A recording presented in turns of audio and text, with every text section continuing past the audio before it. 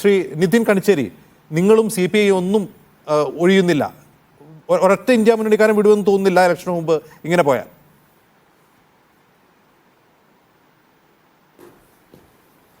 നോക്കൂ, നമ്മുടെ നാട്ടിലെ BJPയുടെ സർക്കാർ ഏത് നിലയിലാണ് തങ്ങളുടെ അധികാരത്തെ ഉപയോഗിക്കുന്നത് എന്നുള്ളത് ജനങ്ങൾ ഇങ്ങനെ കണ്ടുകൊണ്ടിരിക്കുകയാണ്.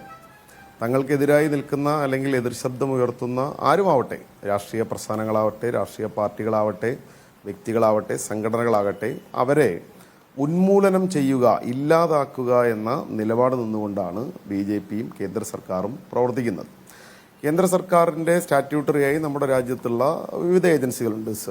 ED ഉണ്ട്, ഇൻകം ടാക്സ് ഉണ്ട്, CBI ഉണ്ട്, പല അന്വേഷണ ഏജൻസികളൊക്കെ എല്ലാം ഉണ്ട്.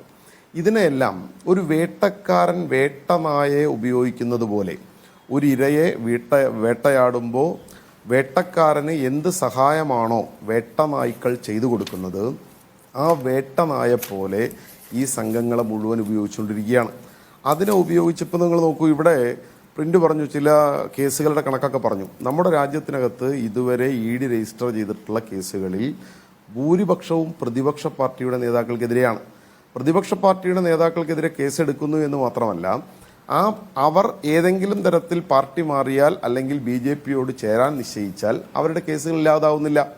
പശ്ചിമ ബംഗാളിൽ നിന്നുള്ള വാർത്തകളുണ്ട്, മഹാരാഷ്ട്രയിൽ നിന്നുള്ള വാർത്തകളുണ്ട്. ഇവരെല്ലാം അപ്പോൾ ആദ്യം ചെന്ന് ഇത്തരത്തിലുള്ള അന്വേഷണ ഏജൻസികളെ കൊണ്ട് ഭയപ്പെടുത്തിക്കുക, ഒന്നുകിൽ തങ്ങളുടെ പക്ഷത്തേക്ക്, തങ്ങളുടെ വരുതിയിലേക്ക് അവരെ കൊണ്ടുവരിക, അല്ലെങ്കിൽ നിങ്ങളിനി പുറലോകം കാണില്ല, ജയിലിലായിരിക്കും, നിങ്ങളുടെ ജീവിതം തന്നെ അവസാനിപ്പിക്കും എന്ന നിലയിലുള്ള ഒരു സന്ദേശം അവർക്ക് കൊടുക്കുക. എന്നിട്ട് അങ്ങനെ ഇത്തരം ആളുകളെ അല്ലെങ്കിൽ തങ്ങൾക്കെതിരായി വരുന്ന എതിർ ശബ്ദങ്ങളെ ഇല്ലാതാക്കി ഈ രാജ്യത്തിനകത്ത് ഒരു ഏകാധിപത്യ ഭരണക്രമത്തിലേക്ക്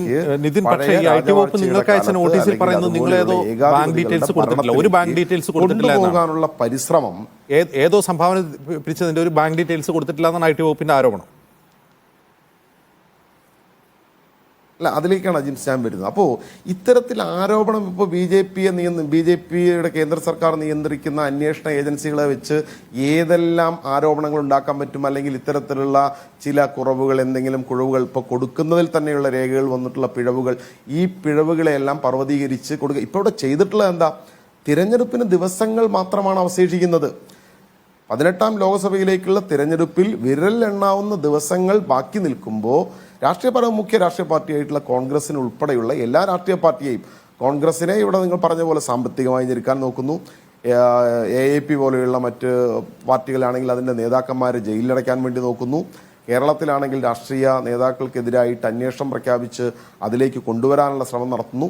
നമ്മുടെ രാജ്യത്തിലെ നിയമ സംവിധാനത്തിലുള്ള ചെറിയ പിഴവുകൾ അല്ലെങ്കിൽ ദൗർബല്യങ്ങൾ, ഇതിനെല്ലാം ഉപയോഗപ്പെടുത്തി നിങ്ങളിപ്പോൾ പറഞ്ഞ പോലെ ഒരുപക്ഷെ കേസിന് പോയാൽ നമ്മുടെ രാജ്യത്തിനകത്ത് ഹൈക്കോടതിയിലോ സുപ്രീം കോടതിയിലോ പോയാൽ എത്ര കാലതാമസം എടുക്കും, അല്ലെങ്കിൽ നമ്മുടെ മുമ്പിലുള്ള തെരഞ്ഞെടുപ്പിന്റെ ഒരു ഘട്ടത്തിൽ തങ്ങൾക്കെതിരായി നിൽക്കുന്ന ആളുകൾ ഒരു രംഗത്തും ഉണ്ടാവരുത്, അതിനെന്തൊക്കെ ചെയ്യാൻ പറ്റുമോ അതെല്ലാം ചെയ്യാം എന്നുള്ള നിലപാടാണ് ഇപ്പോൾ BJPയുടെ എടുത്തുകൊണ്ടിരിക്കുന്നത്. ഇവിടെ കോൺഗ്രസിനാണെങ്കിൽ ഈ പറഞ്ഞ പോലെ ഇപ്പോൾ കോൺഗ്രസിന്റെ ചില കണക്കുകൾ വെക്കുമ്പോൾ തന്നെ കോൺഗ്രസിന് നേരത്തെ ഇവിടെ പറഞ്ഞ പോലെ ഇലക്ട്രൽ ബോണ്ടിന്റെയൊക്കെ കാര്യത്തിൽ കോൺഗ്രസിന്റെ ചില നിലപാടില്ലായ്മയാണ് കോൺഗ്രസിനെ ഇപ്പോൾ ഈ അപകടത്തിൽ കൊണ്ട് ചെന്ന് ചാടിക്കുന്നത്.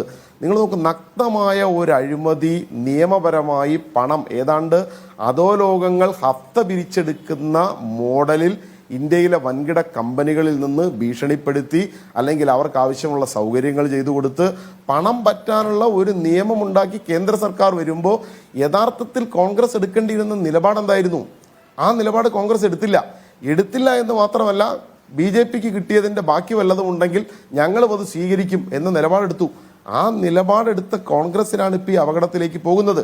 BJP ചെയ്തുകൊണ്ടിരിക്കുന്നത് ഒരു ഏകാധിപത്യ രാജ്യത്തിലേക്ക് പോകാൻ എങ്ങനെയാണ് രാഷ്ട്രീയ പാർട്ടി അല്ലെങ്കിൽ തങ്ങൾക്കെതിരായി നിൽക്കുന്ന ആളുകളെ ഏതെല്ലാം നിലയിൽ അപകടപ്പെടുത്താം എന്നാണ് നോക്കിക്കൊണ്ടിരിക്കുന്നത്. ഇപ്പോൾ ഇവിടെ BJPയുടെ പ്രതിനിധി പറഞ്ഞു, ഇതെല്ലാം നിയമ സംവിധാനം അല്ലെങ്കിൽ നരേന്ദ്രമോദിയുടെ സർക്കാരിൻ്റെ നിയമപരമായി കാര്യങ്ങൾ പോട്ടെ, 10 കൊല്ലമായല്ലോ നരേന്ദ്രമോദി ഭരിക്കുന്നു. അങ്ങനെ നിയമത്തിന്റെ അടിസ്ഥാനത്തിലാണെങ്കിൽ ഈ രാജ്യത്ത് നിന്ന് 10,000 കോടി രൂപ കബളിപ്പിച്ച് തട്ടിയെടുത്ത വിജയ് മല്യ, നീരവ് മോഡി, മെഹുൽ ചോക്സി, എത്രയോ ആളുകളുടെ ലിസ്റ്റുണ്ട്.